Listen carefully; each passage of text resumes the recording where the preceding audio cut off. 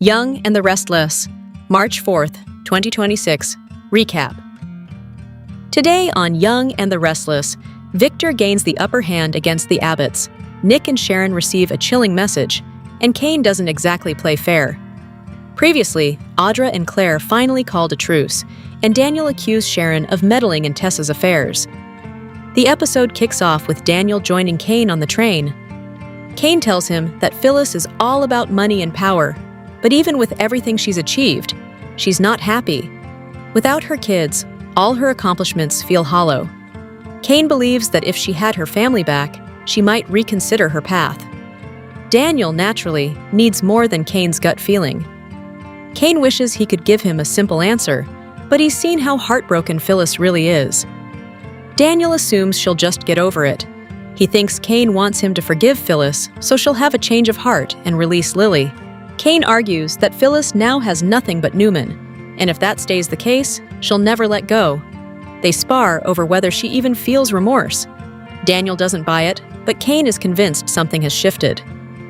Daniel insists his mom only cares about power, but Kane sees it differently. He thinks that if Daniel forgives her, Phyllis might admit that power isn't everything and finally do the right thing. Daniel counters, has she really shown any sign of a life-changing revelation? Kane presses the point. Phyllis, like he once was blinded by her desire for control. She took too much for granted and expected envy instead of resistance. When her family shut her out, she was devastated. And she must be miserable. Kane urges Daniel to talk to his mom before it's too late. Meanwhile, at the Newman Ranch, Victoria and her parents discuss Nick handling Matt on his own. Nick wanders in, and they grill him about where he's been. He admits he flew to LA to dig up info on Matt, but he came up empty. With his accounts drained, disappearing is easier than ever. Nikki is just relieved he didn't run into Matt and end up in jail. Nick asks for a family update. Phyllis has taken over the office, firing anyone she suspects of loyalty to the Abbotts. Victor, meanwhile, announces he's done waiting for Kane and is putting his own plan into motion. Nothing to do with Lily or the kids, and he insists this is the strategy he should have used from the start. Over at Crimson Lights, Tessa has an awkward conversation with Sharon about Mariah and Arya. She doesn't want Mariah confusing her daughter. Daniel shows up and heads out to the patio with Tessa.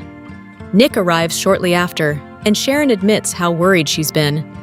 He explains that Matt has vanished completely.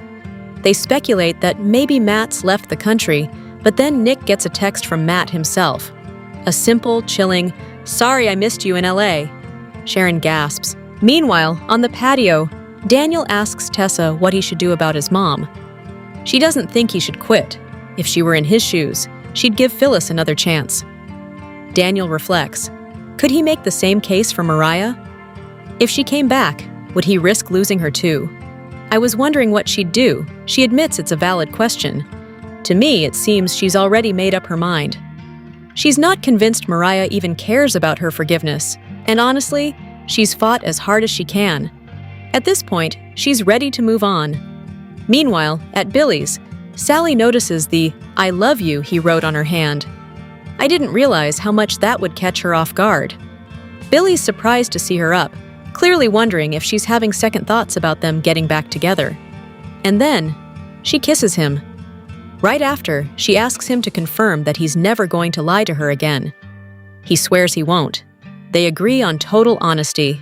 She seems okay with the new business situation, and he reassures her that his feelings won't change, even if he loses Chancellor. I found that really telling. It's like he's putting everything on the line emotionally. Then she notices the writing on her hand is fading, and Billy offers to tattoo it on his neck. Can you imagine?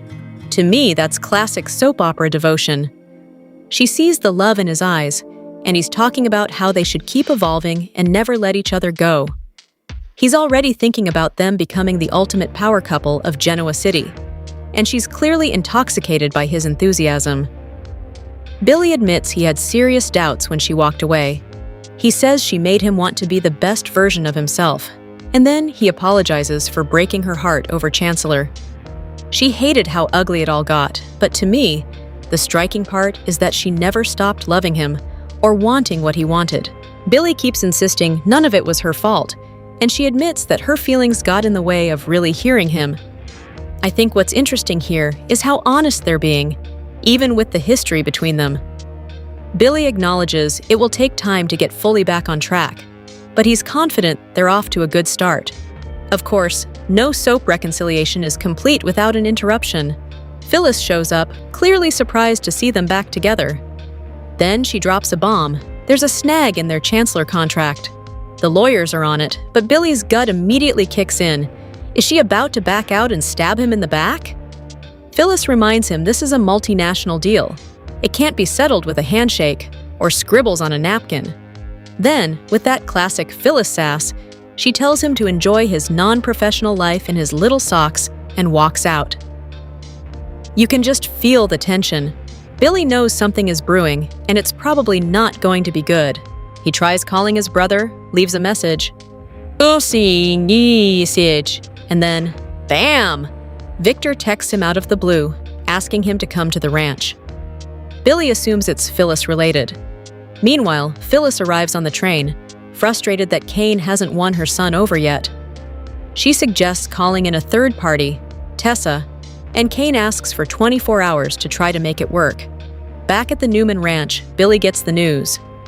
Victor claims Chancellor will be back in his hands before the day is over. But Billy doesn't buy it. He's not about to give it up. And then Victor drops the ultimate threat. If you don't, neither you nor anyone in your family will ever see Jack Abbott again. I didn't realize just how high the stakes were until that line. It's classic soap operatic tension at its finest. I was watching the latest The Young and the Restless teasers, and wow!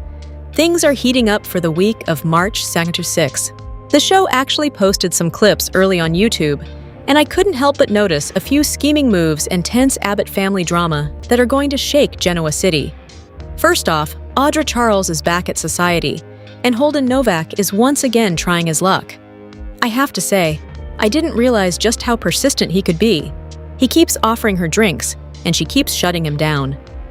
But it's not just about cocktails.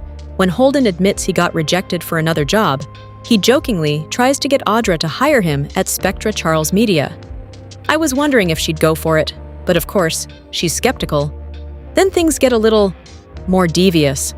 Holden brings up something they talked about before, and Audra's curious, but maybe she shouldn't be. Holden pitches teaming up to me as the ultimate sabotage scheme, tearing Kyle Abbott and Claire Newman apart for good. You and me, ending the Claire-Kyle connection permanently, he insists. I don't know about you, but that sounds like trouble waiting to happen. Meanwhile, there's a tense Abbott family moment brewing. Kyle, Diane Jenkins Abbott, Billy Abbott, and Sally Spectra all gather at Billy's place after Victor Newman's shocking announcement that he's holding Jack captive. I was wondering if Victor is really playing a twisted chess game, or if Jack's actually in danger. But Kyle seems cautious, not wanting to jump to conclusions. Billy, though? He's all in, convinced Victor's capable of keeping Jack locked away somewhere. Sally steps in with a little emotional support, holding Billy's hand. Honestly, it's a rare tender moment amid all this chaos, and it really hits home how high the stakes are. Then there's the debate about whether Nikki Newman should get involved. Billy thinks she should, but Diane shuts that down immediately. She's sure Victor will just deny everything if Nikki pushes him. She even blames Nikki for Jack's predicament in the first place, claiming Victor is still angry at Jack for saving her life. Diane is intense here, ranting about Nikki protecting that monster and insisting they should forget involving her. But she's also clear on one thing. Something must be done, and fast. Billy, there is only one option to end this, and to end this right now. You need to agree to Victor's terms. You need to give him back Chancellor, she declares. I didn't realize how cutthroat Diane could get, but in situations like this, I guess she has no choice. Honestly, the Abbotts are in total turmoil right now, and I can already feel the tension rising for the upcoming episodes. If you thought things couldn't get messier in Genoa City, this week is about to prove you wrong. It's hard to believe it's been almost a year since we last saw Summer on The Young and the Restless. Yet somehow, her name keeps popping up everywhere on the show, thanks to the latest drama between Phyllis and the Newman family. Honestly, I was wondering, do we really need Summer back on screen, Or is it fine to just keep talking about her? Ever since Phyllis teamed up with Kane to try and wrestle Newman Enterprises away from Victor and his family, Summer has become the hot topic of conversation. Victoria seems determined to use Summer as leverage to get Phyllis to hand the company back. Meanwhile, Daniel has made it clear that neither he nor Summer want anything to do with Phyllis after her latest antics.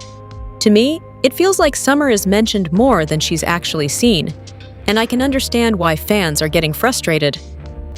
All this talk about Summer, yet she's nowhere to be seen. Recast her already, Y&R, one fan wrote on X, and judging by the replies, a lot of viewers agree. Summer deserves to be more than just a punchline. That said, I can also see the other side. Some fans argue that bringing Summer back might be unnecessary, and honestly, I'm starting to feel that too. She's talked about constantly, much like Christian, Charlie, and Maddie, and yet never appears. It's frustrating, sure, but it's not like she's being completely forgotten.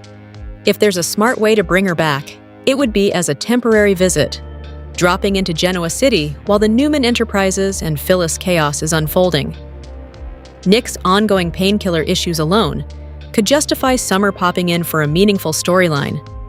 That said, a full-time return? I don't think it makes sense. Summer is a legacy character, and yes, fans love her.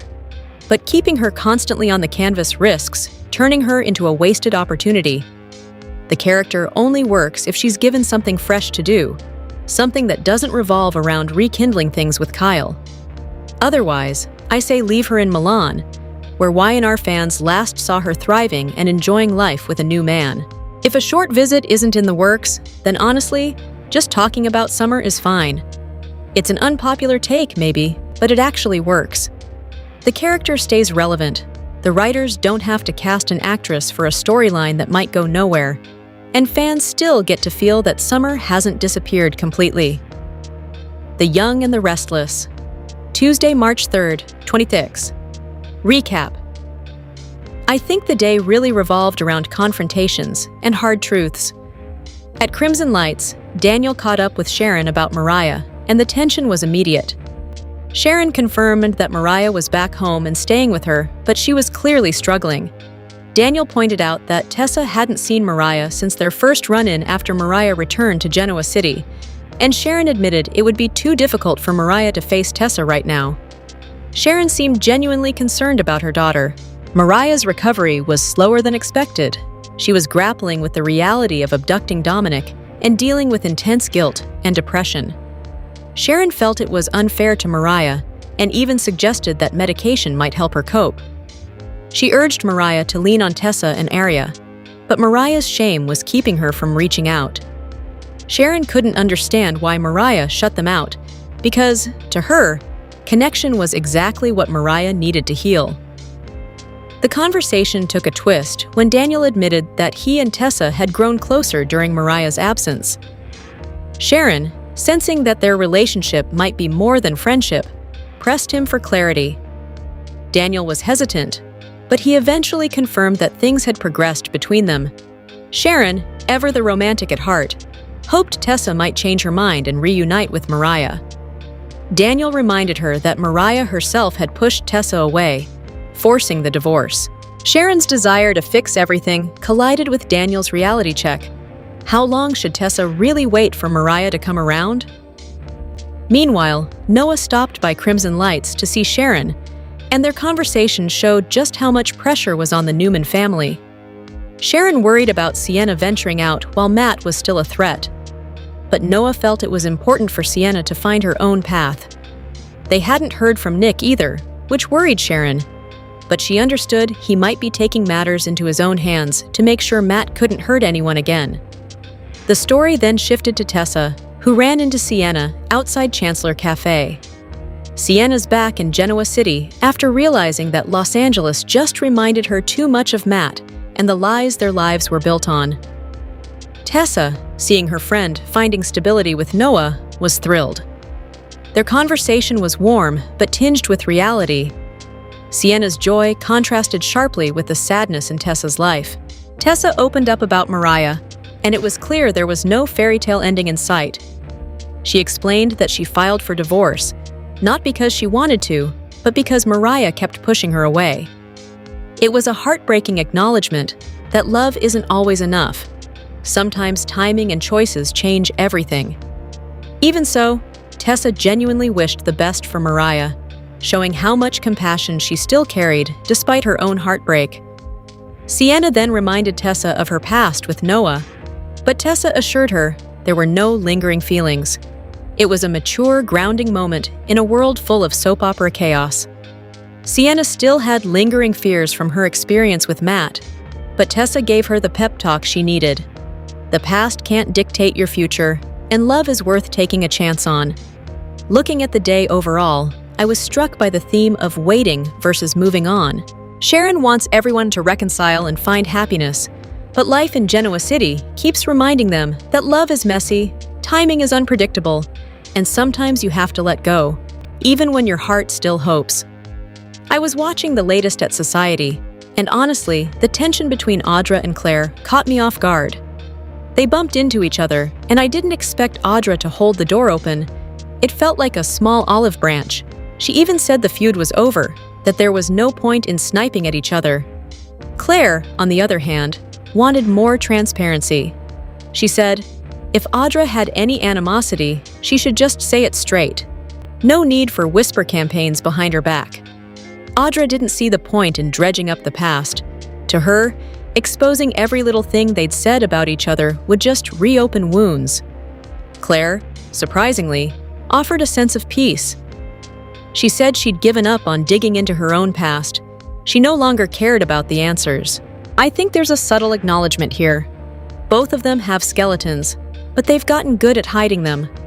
Audra even called out what felt like a double standard, Claire unearthing secrets while she herself had a history with Jordan. Then the conversation got spicy. Audra asked about rumors that Claire had broken things off with Holden. Was she bored with him? Claire didn't mince words. She couldn't be with someone who kept major secrets from her. She was convinced Holden had hidden layers she couldn't tolerate anymore. Audra seemed puzzled. Why did Claire even get involved with him to begin with? And then, as if reading Audra's mind, Claire fired back, asking why she even cared. Audra suggested that Claire's interest in Holden was strategic, maybe even manipulative, to get information about her. Claire strongly denied it, saying she didn't date with an agenda. The subtle jab stung Audra, who felt she didn't need a scheme to attract a man. The whole exchange had this push-and-pull energy. I think both of them were trying to measure whether the other had really changed. In the end, Claire wanted closure. She told Audra she was done, asked her to stop watching over her shoulder. And just at that moment, Kyle walked in. Talk about timing! Audra tried to frame Claire's breakup with Holden as a move toward Kyle. But then the scene shifted. Kyle and Claire got a table, and Holden ended up with Audra. I couldn't help thinking Claire is done with Holden because he was dishonest, and maybe, just maybe, she knew that Audra could handle him. Meanwhile, in another corner of Genoa City, Kane was on a mission. He stopped by Phyllis's office, trying to convince her to take a risk to protect his family. He wanted to play Victor at his own game, but Phyllis wasn't convinced. She accused him of falling right into Victor's trap. Kane suggested a staged approach, but ultimately, he wanted to give Chancellor back to the Newmans. The same Chancellor Phyllis had handed to Billy. I thought, wow, that's bold. Kane was desperate, but also strategic. Phyllis reminded him that Billy's attachment to Chancellor made this nearly impossible. Kane argued that if Victor forced his hand, Billy would have to become collateral damage. I kind of get it. He's driven by urgency, maybe too much to think about consequences for others. But Phyllis, as usual, wanted something concrete before committing. She needed assurance she'd get something in return. Kane promised to secure Daniel's forgiveness for her, and that finally sealed the deal. Kane then called Daniel, asking for 10 minutes. Daniel had to step away from Tessa and Sienna first. There's always a personal layer to these corporate maneuvers. Before leaving, he checked on Tessa, who admitted she was barely holding it together. I think this little moment reminded us that amid all the scheming, the human stakes are real. They kissed, and Daniel wished luck in Kane's meeting. Looking at these two storylines side by side, I can't help but notice a theme. Whether it's love or power, everyone's navigating secrets, agendas, and fragile trust. I wonder who will come out truly unscathed. Maybe no one, or maybe the ones who learn to let go. The Young and the Restless, spoilers for Tuesday, March 3rd, 26, are shaping up to be intense. Tomorrow's episode is packed with drama, confrontations, and some seriously conflicted feelings. Starting with Sharon Newman, she's already juggling a lot, and now Mariah Copeland's upcoming trial is front and center. Sharon knows her daughter needs help, and the question weighing on everyone's minds is whether Mariah will face prison time. Amid the chaos, Sharon will also grill Daniel Romalotti Jr. about Tessa Porter. Right now, Daniel and Tessa don't really have a label for their connection, but it's clear they care about each other. Tessa, meanwhile, is shocked by Mariah's recent actions. She barely recognizes her anymore. Yet, there's a part of Tessa that wants answers. I was wondering if she'll confront Mariah and finally get some closure, because those mixed emotions are bound to come to a head. Meanwhile, Claire Grace Newman is making bold moves of her own.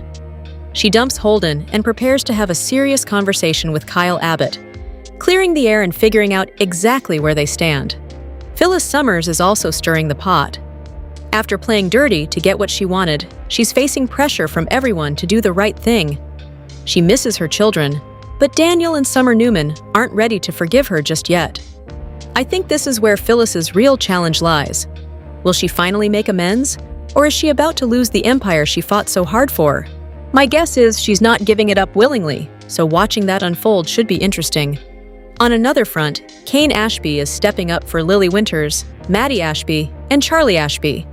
Even without control of the empire, Kane has his own ways of getting results, and we know by the end of the week, Phyllis will attempt to reconcile with her children. All in all, Tuesday's episode promises tension, confrontations, and emotional reckonings. Personally, I'm most curious about how Tessa handles her conflicted feelings toward Mariah, and whether Phyllis will finally face the consequences of her actions.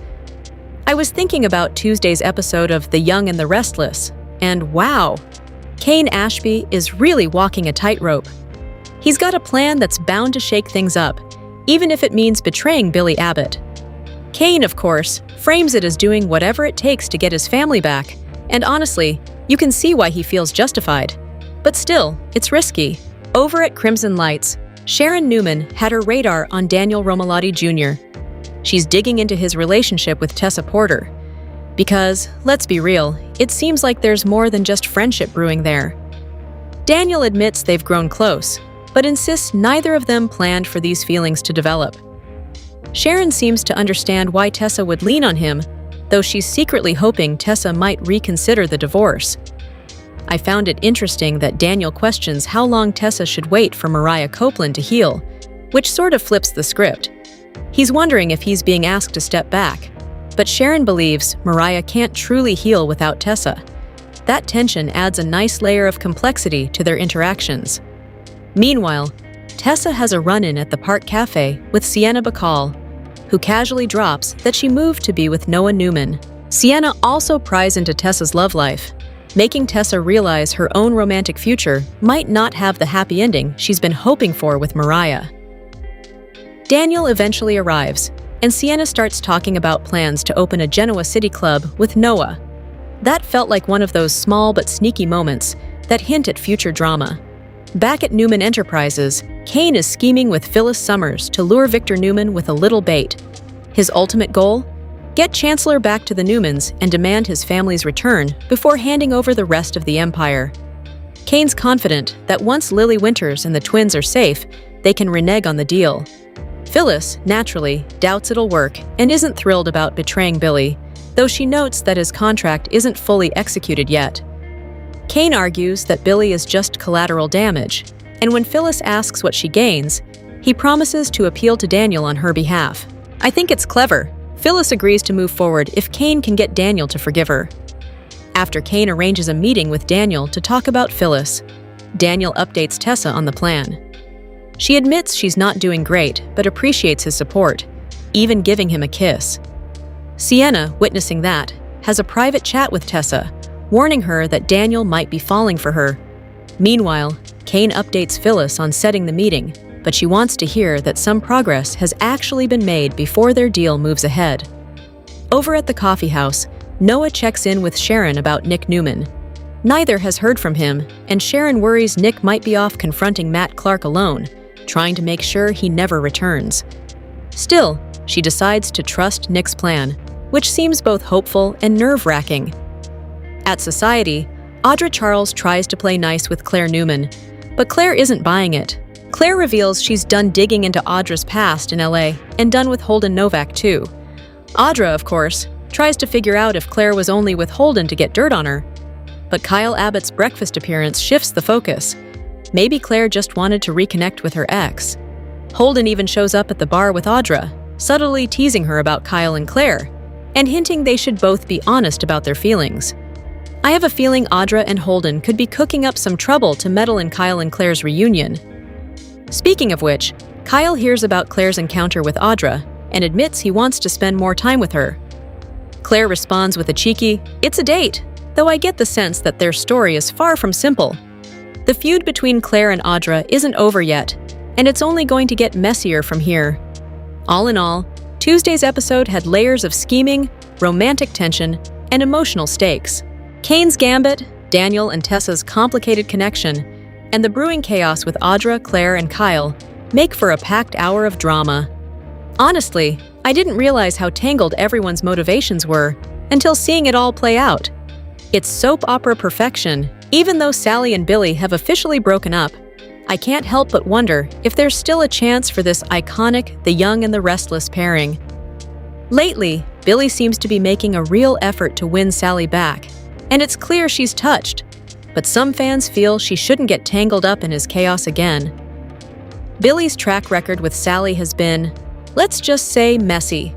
His relentless pursuit of power finally gave him control of Chancellor, but in the process, he may have lost the woman he loves. Sally, understandably fed up with Billy's recklessness and selfish streak, walked away. And while things look bleak for the couple, there's a flicker of hope. In the March 2nd episode, the two sat down for a heart-to-heart. They actually communicated, can you believe it? By the end of the evening, they shared a kiss, leaving the door slightly ajar for a potential reunion. Of course, not everyone is thrilled. Reddit fans are already debating the future of Silly. One comment read, "Please no, stay strong, Sally." Another added, "She can do better. Right now she needs to focus on saving her companies, not giving Billy his 43rd chance." Yet, some fans remain hopeful. One excited viewer said, "I'm really rooting for them. They have amazing romantic chemistry, and if written well, this could bring even more fans to the pairing." Even though their evening ended with a kiss, it doesn't automatically mean they're back together. The real question is trust. Sally loves Billy, sure, but can she really trust him after everything? His impulsive decisions have not only put their relationship at risk, but also jeopardized Abbott Communications, the company Sally poured her heart into. Billy's promises crumbled the moment he set his sights on Chancellor.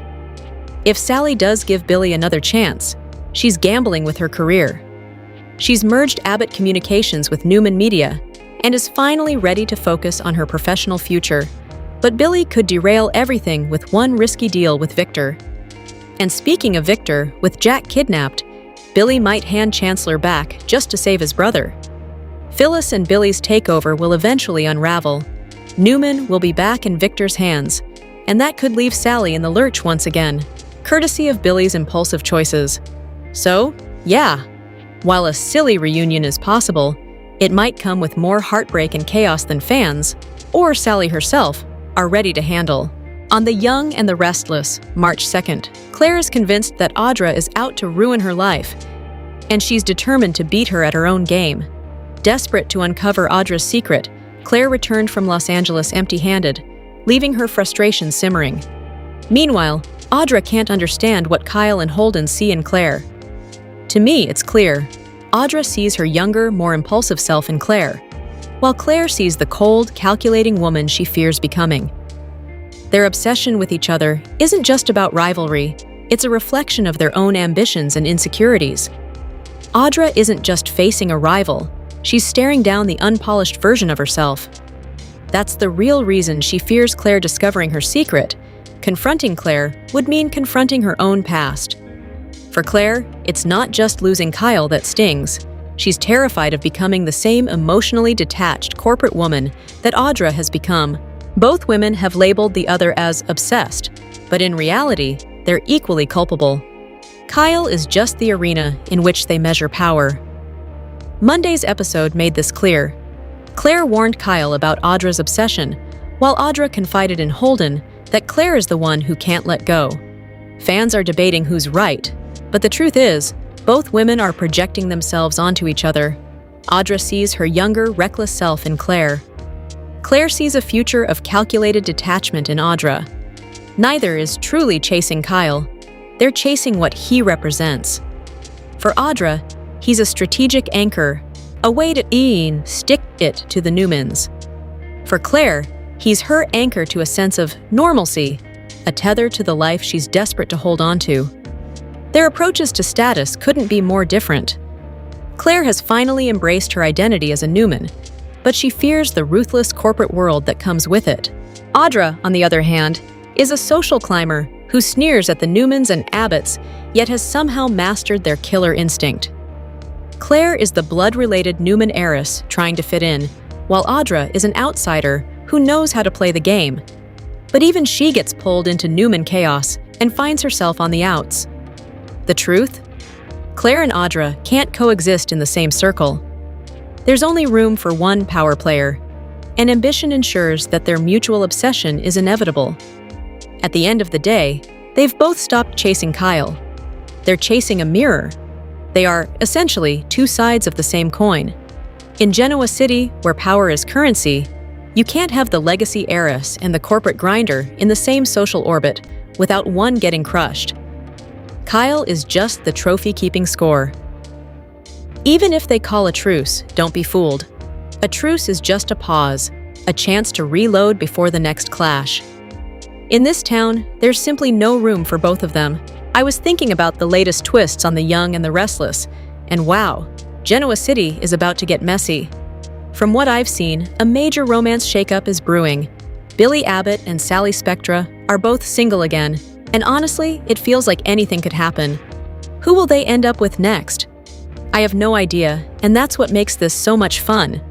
Meanwhile, Adam Newman and Chelsea Lawson are definitely not in a great place.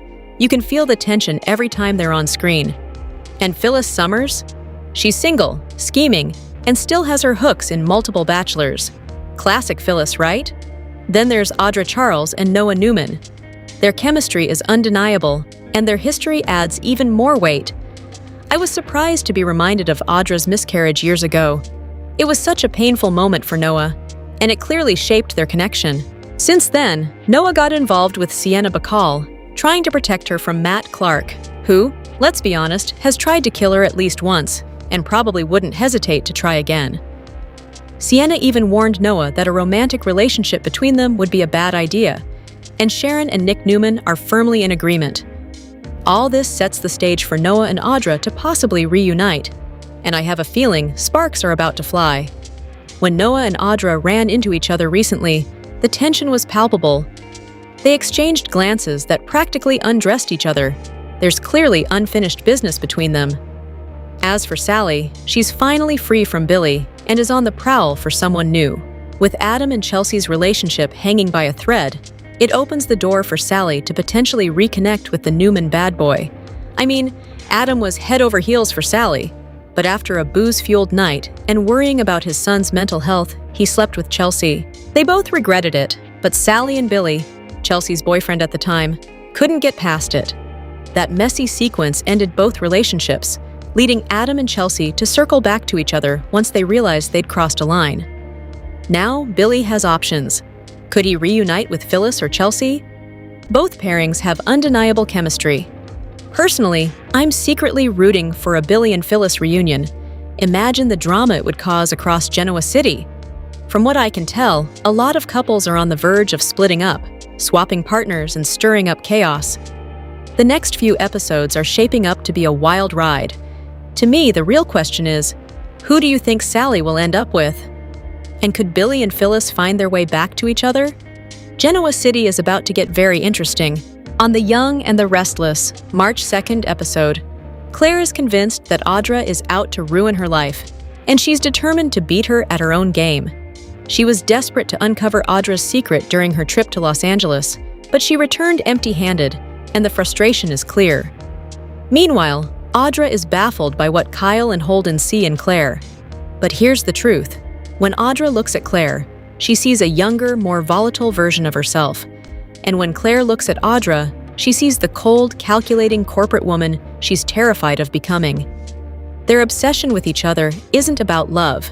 It's a reflection of ambition, fear, and the mirror each holds up to the other. Audra isn't just facing a rival, she's confronting the unpolished version of herself. That's why she fears Claire discovering her secret, because that would be her facing her own past.